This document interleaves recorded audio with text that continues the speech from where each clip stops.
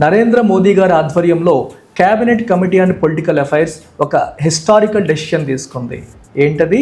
ఇండియాలో సమగ్ర కుల గణన చెయ్యాలి, అంటే కాస్ట్ సెన్సస్ కండక్ట్ చెయ్యాలి అని. అదేంటి సార్, ఎవ్రీ 10 yearsకి సెన్సస్ కలెక్ట్ చేస్తాం కదా, దాంట్లో మనం కాస్ట్ డేటాని గ్యాదర్ చేయట్లేదంటే చెయ్యట్లేదు. ఓన్లీ ఎస్సీ ఎస్టీ డేటా మాత్రమే తీసుకుంటాము, మిగిలిందంతా కూడా ఓబీసీ కింద రాసేస్తాం. దాంట్లో ఉన్న ఇంటర్నల్ కేటగరైజేషన్ అనేది మనం చెయ్యట్లేదు.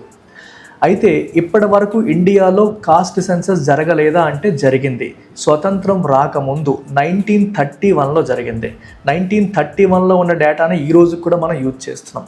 1940sలో సెకండ్ టైం జరిగింది, కానీ World War II టైంలో ఆ డేటా అనేది పబ్లిష్ చేయలేదు.